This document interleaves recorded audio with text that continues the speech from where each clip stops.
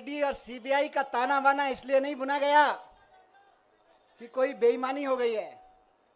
ये ईडी और सीबीआई का ताना बाना इसलिए बुना गया है कि कश्मीर से कन्याकुमारी तक किसी चाय के ढाबे पे भी रुके हुए 10 लोगों से बात करोगे कि केजरीवाल कौन है जानते हो, बोले यार वो दिल्ली में काम बड़ा शानदार कर रहा है और काम तो कर ही रहा है, ईमानदारी से कर रहा है।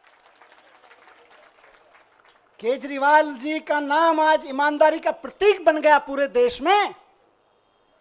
और भारतीय जनता पार्टी इतनी अपने आप को कहते हैं दुनिया की सबसे बड़ी पार्टी होने के बावजूद एक राज्य में एक उदाहरण नहीं पेश कर पाई कि उस राज्य में काम ईमानदारी से हो रहा है और काम हो रहा है।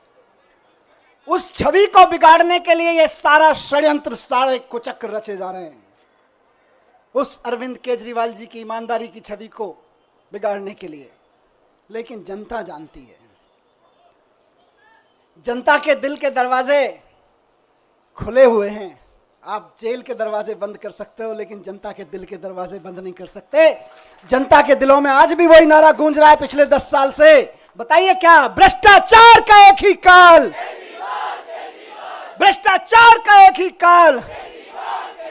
और जिनका जिक्र अभी संजय भाई ने किया कि इधर उधर जितने भ्रष्टाचारी थे सबको इकट्ठा करके भारतीय जनता पार्टी बना ली और भारतीय जनता पार्टी बड़ी पार्टी कर ली, उनको भी कहना चाहता हूं कि आपका काल अभी जेल में है लेकिन ज्यादा दिन तक जेल में नहीं रख पाओगे, आपका काल बाहर आएगा। 17 महीने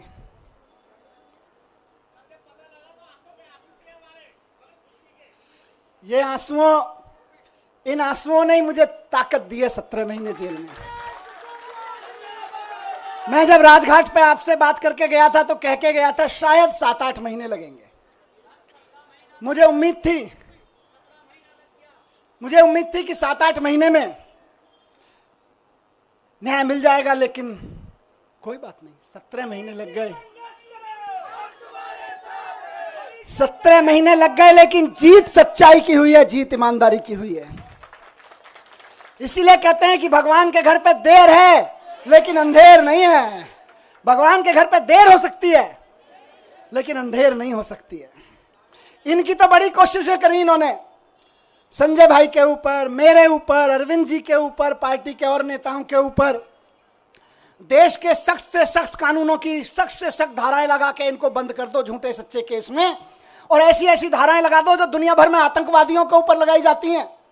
ऐसी ऐसी कानूनों की धाराएं लगा दो जो दुनिया में ड्रग माफिया के ऊपर लगाई जाती हैं। ऐसी ऐसी धाराएं लगा के इन्होंने सोचा इनको जेल में बंद कर दो, तो जैसे आतंकवादी को जेल में डाल देते हैं तो सड़ता रहता है, जैसे ड्रग माफिया को जेल में डालते हैं तो दुनिया में सड़ता रहता है। इन्हें लगा अरविंद केजरीवाल, मनीष सिसोदिया और संजय सिंह को भी जेल में डालेंगे तो सड़ जाएंगे। लेकिन आपके आंसुओं की कीमत है ये, आपके आंसुओं की ताकत है ये कि जेल के ताले भी पिघल जाते हैं।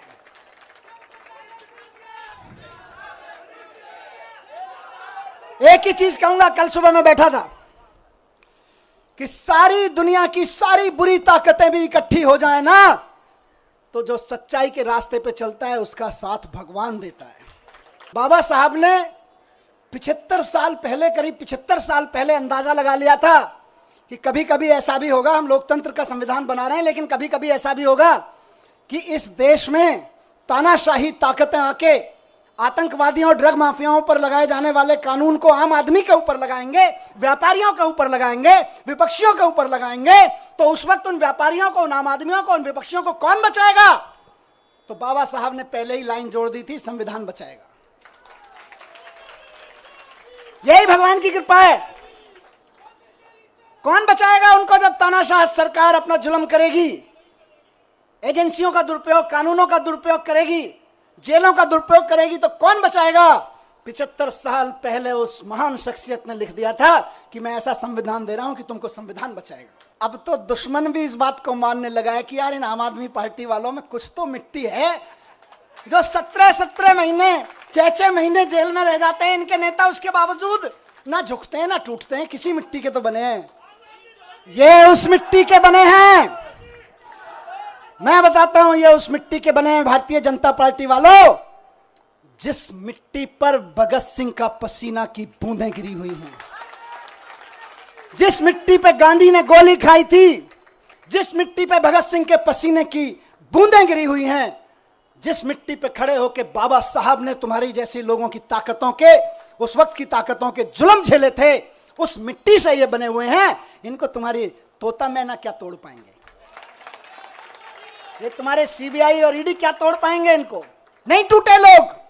और मैं जेल में बैठा बैठा दुआएं करता रहा और सलाम करता रहा अपने एक एक साथी को कि यह है अरविंद केजरीवाल की मुट्ठी, यह है अरविंद केजरीवाल की फैमिली, यह है अरविंद केजरीवाल का कुनबा, जिसकी एक उंगली को भी हिम्मत से हिला नहीं पा रहे हो तुम लोग। वाह, फक्र था मुझे सब पे। आपने कहा ना कि आप आंसू बहाते थे बाहर, मैं कहता हूं मैं फक्र से सीना चौड़ा करके उस जेल की कोठरी में बैठा होता था अपने एक एक भाई पे के ऊपर और एक एक बहन के ऊपर। यह मेरी ताकत थी। जेल के अंधेरे, मैं कहूंगा कि जेल के अंधेरे में यह ताकत तो होती है कि वो तोड़ तो सकती है, लेकिन जिसके बाहर इतना प्यार, इतनी ताकत, इतना सम्मान। मैं कल से उतरा हूं। मुझे किसी ने बोला, मनीष जी 17 महीने बाद आ रहे हो, 2 दिन के लिए रेस्ट पे चले जाना। मैंने कहा यार, जेल के बाहर कदम रखने के बाद पहला हाथ जिस कार्यकर्ता ने पकड़ा था और रात को घर तक जो दूर खड़ा था केवल देख के गया है, वो उम्मीद लगा रहा है कि मेरा मनीष सिसोदिया, मेरा भाई बाहर आ गया है। और मैं कहूं नहीं, मैं तो छुट्टी जा रहा हूं यार। नहीं, खून पसीना बहाने के लिए बाहर आया हूं, छुट्टियां मनाने के लिए नहीं। एक एक दिन जो संजय भाई ने नारा दिया है कि इनकी जमानत जब्त कराएंगे, आज से और अभी से लग रहे हैं।